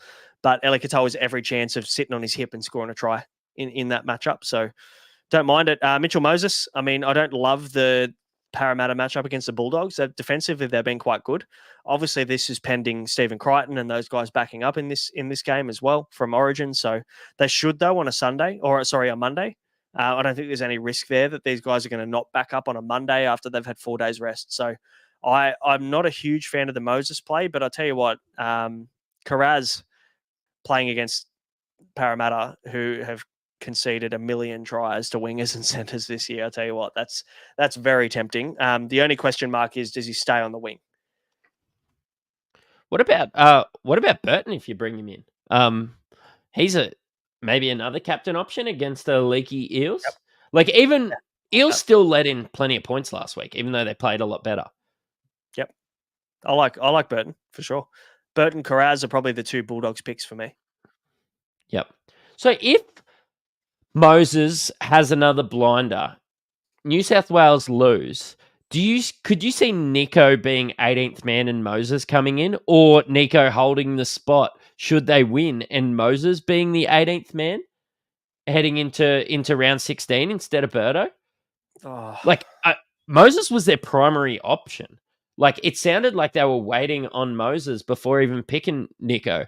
Like you're not going to drop Nico completely. Like I sort of see Burton maybe playing round 16. You probably make a good point, to be fair. Yeah, you're picking off a hope, really. Like, you know how the old saying, like, you never change a winning team and all that kind of shit. Like, I don't know, and it's hard because we don't have any form off Madge either at Origin level. We don't know what he's going to do. We don't know. We can't look at previous years and go, this is what Madge did last year. We can't. Yeah. So it's tricky. And the hard part is Freddie's system was you're going to pick an 18th man that's going to be on the bye. So you never miss a club game. I know. How good was that for Supercoach? And now Madge has just gone and fucked He never won, but Freddie basically never won, but yeah, bring Freddie back. I know. It's so much better for Supercoach than Madge. Yeah.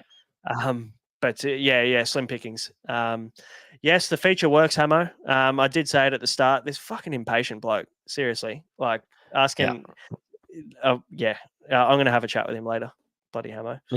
But he's on the C on Latrell. Everyone's asking what Hamo's actually doing. Simon Brown wanted to know. The real question is, who is Hamo picking? It looks like he's got the C on Latrell. So what Hamo does love doing, and fair play to him, he's actually doing quite well this year, is actually just anti-potting me in everything that I do.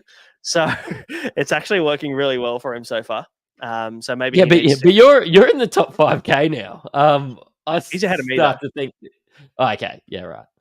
So yes, he's beating me at this point in time. Actually, I think we're close. But anyway, all of the plays that I've told him to do, he goes, yeah, cool, thanks. Just thanks for letting me know. I'm going to do the opposite now. And it seems to work quite well. So good luck to him. Do you have a bet this week? We did not talk about this before the pod.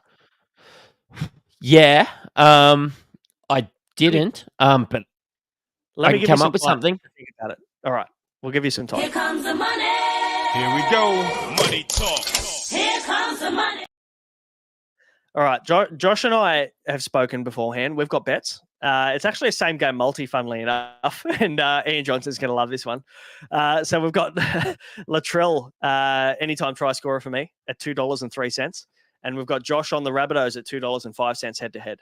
So that is $3.60 in the same game multi. Now we've just got to wait for your bet of the week, and we'll add it in. Well, it's actually overs in the same game. Let's just keep it there. I am not going to tell you that certain betting agencies often give a bonus bet back if you do a same game multi, because we're not plugging any of them until they sponsor us. But Latrell into the Rabbitohs over 53.5. I saw the line at. So let's do that. Fuck. Okay. So the bet is Latrell to score anytime, Rabbitohs to win over 54, and I think the line was 54. Nah, let's wind that back. Let's go to let's set the line using the line adjustment to 49.5. So let's get it to 50. All right. Yeah, pick your own line, 49.5. We're going to do this live. 205 for the Rabbitohs to win. We've got Latrell alive at 203. And then we've got the total points. We're going to do pick your own line here. And we're going to drag that back. No, we're not. Pick your own total points line. I've got to find that. Sorry, this is great audio content.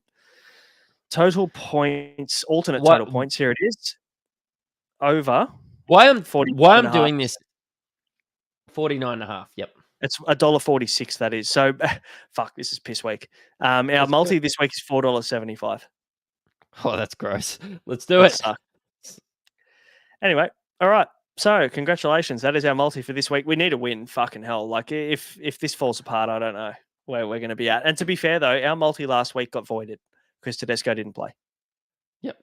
Even though Manu didn't score a try, and also the Roosters didn't win 13 plus. 13 and plus. everything else. My leg won, by the way. Just wanted to throw that in there. But the Roosters didn't deliver. So let's see how we go this week. That is the multi. All right, let's answer some questions, shall we? I've got to find the stinger for this one. It's question time. Let's answer your questions for the week ahead. Take us away with the first one, mate. Sam Caulfield's got us. Yeah, honestly, hold versus sell Hines. If you can hold and save the trades, you don't want to see what Nico can do against the leaky Dolphins without. Honestly, like he could score 200 against them. That's all I'm worried about. And if you trade him out, you're not trading him back next week. You're not trading him back until round 19. If you've got the numbers, if you can field a really good team through this period without trading him out, I think you should hold him. But if you need the money, hey, there's worse things you could do. I just start to get worried with Melbourne's draw not being that favourable through the bye period. All the other halves you want are probably playing Origin or injured. Who are you going to go to outside of Dylan Brown, which I presume you're already going to own? Yeah, I probably tend to agree with you, man. Like I'm probably holding Hines, and I think the big argument around Hines is the fact that if he misses all of these games, he also does not drop cash. And that's not one thing that we've spoken about this podcast so far, is the fact that everyone's saying, oh, he's going to miss all these games, but we're not talking about the fact he won't lose much money. So are you going to go and spend 850 to 900K to get Nico Hines, and you're going to have that cash in your bank ready to go, ready to pull the trigger? You're kind of hoping that a Jerome Hughes or a Sam Walker or a Dylan Brown or whoever gets up to 800 or 750 or whatever to be able to make that move. So for me, I think Nico Hines is a guy I want for the run home. They've said it's calf tightness. If it was a calf tear and it was 4 to 6 weeks, I'd be like, yeah, sweet, that's a no-brainer. Just get rid of him and you can get him back later. But because it's calf tightness, I'm kind of like, you know what, this is just touch and go. Yes, he might play minimal games over the next however long due to Origin, but I think he's also a guy I want from round 21 to 27. And I don't want to worry about having to burn that trade at that point. Yep. So it's probably the way I'll play it. Unless you need a number this week or unless you need some cash this week and it's your only option. That's probably the only kind of caveat, I guess, to that. Now we've got the next one from Regan Bentley. Hey, boys, selling Hines. Who is best, Hughes or Galvin or Walker, who play both buys using the cash to get Fafita? Okay. So basically he's locked in he's locked in to get Fafita, which is fine. So he needs to either get Hughes or Galvin or Walker. Who's your pick there? I actually want. Look, my argument with Hughes is have a look at the buy schedule for the Storm, and it's not that favourable. Hughes is somebody I get every year through this period, but yeah, it's just not that favourable for Jerome Hughes. I think that's a little bit of a desperation, knee-jerk reaction. I know you talk. Look, I like Galvin, but I'm not sure he's a buy at 530K. I'm sorry. I think you're just not really getting any value out of buying Lockie Galvin. I'm looking at him as a trade out in a little bit. But I know you have some pretty strong feelings about Cody Walker. You've talked about Latrell's matchup. How do you feel about Cody? Yeah, I actually don't mind Cody, if I'm completely honest. The only thing deterring me from buying Cody Walker is the fact I've got Tamari Martin and Galvin at the moment, who are both not trade outs for me. I think Galvin is a perfect hold until round 20 as a minimum, because he covers those two major buys. I think you can look at round 20 and go, all right, has he topped out in cash? He's covered the major buys for me. Maybe I can move him on to a keeper. Maybe Cam Munster's back. Maybe I can move Dylan Brown back down and Cleary's back. You've got a lot of options and flexibility there. Cody, yeah. So Galvin, I'm not buying if I don't have him. But I'd imagine most people in the top 10% would probably have Galvin. So the question becomes, are you buying Hughes or Walker? And honestly, as weird as this sounds, I'm probably buying Walker. And me too. The reason for it is the fact that the Rabbitohs can't be this bad all season. And I know this is there's no stats or analytics or anything for me to back this up, this conversation. But it's like you look at the Rabbitohs on paper and you go, all right, they're missing a forward pack, and that's kind of the only thing that's deterring them at the moment. But their back line is fit. They're ready to go. Cody's coming back. He's healthy off this calf. Like, is there a reason not to pick him? Especially at the price, considering the upside? Cody Walker at one stage last year was 825K. Let that sink in. He's 535K. And Souths are starting to look a bit healthier. There's Alex Johnston out there. There's Latrell Mitchell back. You're not plugging in, rookie fullbacks in Jai Gray, as good as he was. Honestly, I can get around Cody Walker. Jerome Hughes is a knee-jerk reaction to Nico Hines just not getting named this week. And also Cam Murray is about a week away. Like, that's another thing that will help the Rabbitohs immensely in terms of their go forward. So, this might honestly derail my season. Like, no joke. Like, buying into the Souths with how bad they've been, if they don't become better like we're predicting, this could honestly make some pretty tough reading for the rest of the season. But I think it's a risk worth taking for me, especially in 5-8, where there's not really many other options available, are there? Are you looking at Cody Walker this week? Me, myself, for my team? No, because I've got Tamari Martin and Galvin. So Tamari Martin, negative 40 break even. Galvin covers the next two major buys. So that's the only reason I'm not looking. And 2, 3, you asked me 3 weeks ago, was I going to do Cody Walker to Tamari Martin? I had the trade done and I reversed it. So, I'm kind of lucky I did in hindsight, because Tamari Martin scored twice. He scored well at halfback, and he plays halfback again this week. So, but yeah, if you don't have either of those or one of those, Cody Walker becomes an option for sure.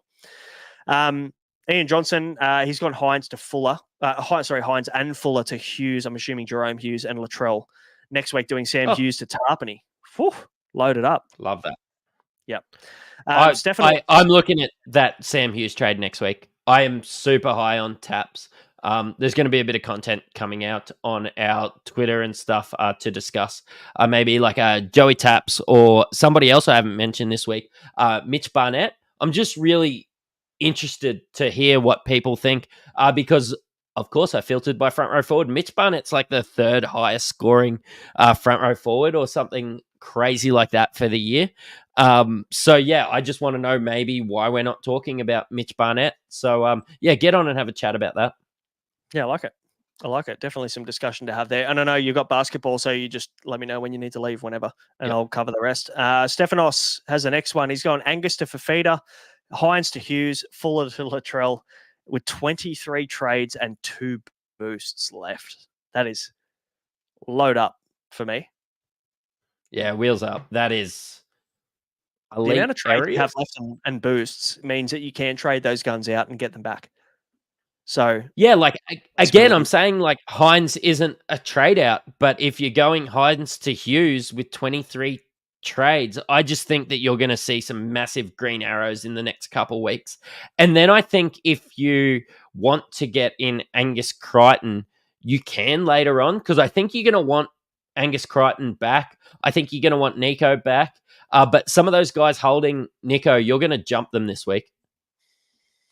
Yep, I agree. Caden Bull, Fafita is Fafita a must? Should we sell Hines? What to do with Kohler? I mean, Hopewadi job security for one. I'm not touching Hopewadi with a 10-foot pole. What do you do with Kohler? I'd probably sell him now, unfortunately. Like, yes, it's center. Look, he's a great player, but we bought him because he was at fullback. So I'd probably move him on now, unfortunately. I don't think he's going to lose any money at center. I think he's just a 470K guy that's going to be 470K. Not an emergency trade, but you're not going to be holding Cooler at center in 5 weeks' time or 7 weeks' time. We mentioned at the start, Fafita was a buy pending, I guess, a couple of things, talking about whether Queensland win or lose in Origin. So come and ask us tomorrow maybe, or hop in the Discord. We pop the link in the live chat, but we'll also pop it. It seems like the link's is not valid anymore, so we'll pop it in the comments below. So check that. But yeah, Fafita, probably a decent trade. Selling I'm going to have to go, Big Dick. You're right, mate. I'll catch you later. Cheerio. So Reese is asking, would you get Whiten or DWZ? I'm not a huge fan of Whiten, to be honest. I think DWZ's probably the option. I'll just make this full screen very quickly. You can see all of the packing in the background because I'm moving house. So don't mind me.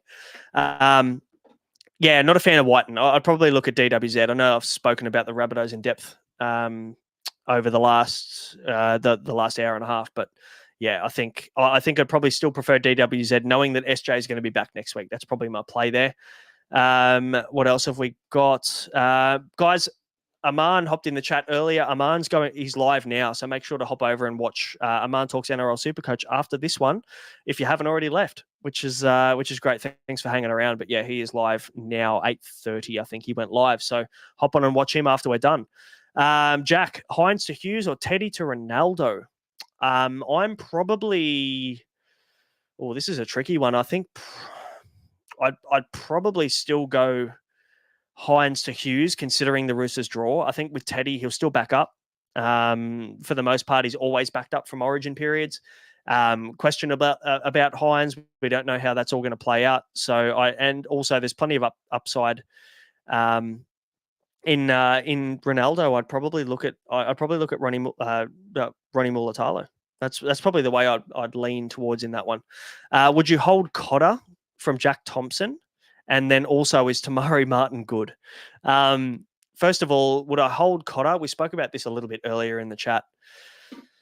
I'm probably leaning towards, if you need numbers this week, or if you're looking towards probably, the long term in terms of like a guy that you can hold for the back end of the year, I'd probably move Cotter on now, purely because I know that he's going to play limited minutes. Todd Payton's been very well known for limiting his Cowboys forward minutes through the Origin period, especially his Origin forwards, obviously. So yeah, I'd be a little bit cautious about Cotter. Would I hold him? It just depends who you're getting him for. It's a hard question to answer unless I get a bit of a Cotter to whoever question. So yeah, would I move Cotter on? I'd probably more sell than hold, if that answers your question. And is Tamari Martin good, Jack? Yeah, he's good. Would I buy him? Not with SJ back next week. I think what he's shown, Tamari Martin, is he's great at halfback, being the main guy, getting the extra kind of kicks in play and things like that. Attacking kicks are getting him points this year as well at halfback. But would I like him at 5'8"? I probably think he's going to be a trade out in a couple of weeks. So would I buy him now? Probably not. Gus to Eli Katoa. Again, comes down to your numbers and how much you kind of need that, or how many trades you have as well, Paul. Is probably my main question. If you've got less than 20 trades left, I'd probably just hold Gus, to be honest now. I think you've missed the position last week where you could have traded him, you could have moved him on. So yeah, I'd probably just hold Gus now. But if you don't have Eli Katoa, you probably got to find a way to get him in, but I just don't know whether Gus is the pathway to get him. All right, Hamo, we've got the question up. New podcast room on Sunday. Yes, as everybody can see in the background here, I am moving house. So I am, I've got an office set up and ready to go. A little podcast kind of, I wouldn't call it a studio, but I've got a little room there at the house that isn't a spare bedroom this time. So yeah, I'm looking forward to moving in and I will be back Sunday for the wrap up, and hopefully the internet's going to be okay and the new podcast room will be good. And obviously Ryan Hammond, the sponsor of the show, Mr. Astute News said himself, helped us get into that home. So thanks to Hamo. And obviously for anybody who looking to move house, if you're looking to upgrade, if you're looking to buy something else, or you're looking to refinance, you can hit Hamo up. His link is in the description below. Thanks to Hamo. And all right, Agent Cheese with the next one. If Armstrong gets kicked out or dropped, would you skip hands until next week and do Armstrong to AJ? I think if you're going to get Alex Johnston this week from the Rabbitohs, I think this week is the week against the Titans. So yeah, probably. I think if you need that number or whatever it is, and if Armstrong does get the boot, then Armstrong does become a trade out. Obviously, if Fletcher Sharp takes that fullback position, which Barry Toohey thinks he will, and then Alex Johnson becomes a prime target. And yeah, Alex Johnson or DWZ, I think they're probably on par. I can't actually split them at the moment, but yeah, I like it. Reese, would you trade Tuapiki to Whiten or DWZ? I'll probably pick DWZ just with SJ coming back next week. So I think that was a question earlier on in the pod. Ian Johnson, is Murray a buy next week? We'll wait until he's named, I guess. I still think there's every chance that Cam Murray we're talking about here, could actually get named in Origin 2 and 3, regardless of whether the fact that he's played any NRL leading up to that State of Origin. And they're so big on him. The guy's a leader within that New South Wales camp. So I think there's every chance that Cam Murray could get picked in either Origin 2 or Origin 3. I'm unsure which one. But yeah, I mean, look, is Cam Murray a buy? Maybe he is, but well, I'd probably rather answer this question next week when you find out a bit more info. Upgrade Chan or Hughes? I think for me, I'd probably upgrade Hughes. So we're talking about Joe Chan versus Sam Hughes, I guess, here in this question from Where's the Spin? I'd upgrade Hughes purely because Hughes could be a AE issue for your VC loophole. Chan won't be. Chan's obviously not playing right now. So I'd probably, whilst I do like warm bodies on the field, I'd probably look at moving on Hughes. Pending your numbers for round 16, I think is probably the big factor. If you've got round 16 and you've got 8 players available or something, I'd probably look at maybe holding Hughes and trading Chan. But if you've where's the spin? If you've got good numbers for round 13 and you don't really need or lean on Hughes, then I'd probably looked at moving Hughes on. Blore to Katoa. No, probably not. Jake Lindsay's asking Blore to Katoa. Look, they're on the same team, and I know that obviously Cam Munster's out, which is probably affecting Blore's scoring at the moment. It's just one of those ones where it's like Hughes will probably play both sides of the field, I think, moving forward with, Wishart kind of doing a bit of roaming as well. I think that Hughes is definitely going to be the man that will control this team. So I think Hughes will probably get to the left and get Blore involved as much as he gets Katoa involved. I think it just more naturally leans towards Katoa. So I'd probably still hold Blore, to be honest. And a couple of questions left. We've got William Bowes, Fuller and Hughes to Fifi and Lob. I don't love going early on Lob purely because the Tigers have so many of these kind of random outside backs, like Alamalo's named this week. We've got Fatape playing in Cup and a couple of other guys as well. Brent Naden's playing in the 14 and he could easily start for Lob. So yeah, I'm not a huge fan of getting Lob early, especially because it's only his second game of the year. I'd probably wait, and if we can see whether he has the goal kicking, and then 2, we can also see if he holds this spot moving forward. And if he does both of those things, I think Lob could be a fantastic option next week, but definitely not this week. So I'd hold off on Lob. But if there's a way to get Fafita in, and you can get Fuller and Hughes into that, Fuller and Sam Hughes we're talking about, then yeah, I'm absolutely on board with that. And Sam Hughes to enough, Jake Lindsay, for the last comment of the show. Would I enough out Sam Hughes this early on? I mean, look, he has the bye next week, not ideal. If your numbers for 16 and 19 are okay, I don't hate it. I'm just not a guy who I don't nuff this early. Usually I'll nuff around 19. So 19 or 20. Just to make sure that I'm maximizing the amount of options that I have through the major buy period. This is usually where I make my move. And I'd probably suggest that for super coaches that are a little bit behind, I'd probably go quite aggressive at the buys, if I'm completely honest. This is probably the period where you would look to maybe attack rankings if you're a guy that's overall focused. I'd probably look at attacking rankings and Sam Hughes to enough. Look, Sam Hughes can score a try and he can find the line. Like for me, I think there's a week there where we might end up leaning on his score. It might be around 16 where he goes out and scores 60 to 70. He's done it twice or 3 times this year by getting over the line. So yeah, for me, I don't know. I'm not a huge I'm not a huge fan of nuffing out Sam Hughes just yet. But I'd probably it all depends on your round 16 numbers and what you need in that period. So that's probably the way I'd approach it. And I guess Fisher in the chat here is saying, is Hughes even worth enough money to nuff? Probably not. You're only making like 150K for that trade. So for enough, I'd probably want a little bit more cash. And it just depends what you're doing with that trade as well. And how many trades you have left too, because you're spending a trade. And if you've got like 18 or less trades and you've been max trading this whole time, yeah, for me, I'm not a huge fan of nothing this early on. If with lack of trades, everybody's been trading real hard. You need those numbers for 16 and 17 and 18 as well. So yeah, I'd probably hold on to Hughes for now and just use him on your bench and just hope that he gets over the line and scores a try when you need him to the most.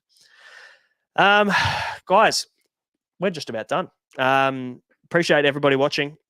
Thanks for putting up with me solo for 10 minutes as Maddie went to basketball. Obviously, the time of the podcast every single week is determined by when Maddie plays ball. So we're obviously he had the 9 o'clock game. We hop on at 7, but if he's got the 7 o'clock game, you'll probably see us on at 8:30 or something like that. So yeah, stay tuned every single week. We'll be at a different time.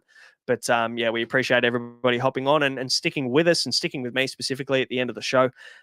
Join the free Discord. We will drop the link. It is in the live chat, but we'll drop the link in the comments below once the show is done so that it stays there so that you can jump in or just jump in my DMs and harass me and I'll send you the link myself if you can't find it in the comments. And of course, if you want to become Insight Unlimited member as well, you can pay $20 for the rest of the year and get access to us and have a chat with us in the Unlimited chat. We've got over 150 good blokes and women in there that love their Supercoach and love their fantasy sport, and you don't get access to just NRL. You get AFL, NBL, you get BBL as well as NBA and NFL fantasy. So tons of stuff happening at Insight. Appreciate all the support. Remember to hit subscribe and like if you haven't done that yet. And if you want to go over to Apple Podcasts and give us a 5-star review, we would love you for that as well. Maddie is on deck to answer the Unlimited Q&A episodes where our Insight Unlimited members get the chance to ask their questions specifically for the podcast every single week. So Maddie will be recording that tomorrow. I assume that'll be up tomorrow night or Thursday at this point. But guys, that'll do us for this week, obviously with a later start on Friday and the Origin coming tomorrow. Can't wait for some Origin footy and first game of the week on Friday this week. So good luck to everybody. Hopefully some green arrows and go the Blues. Catch you later.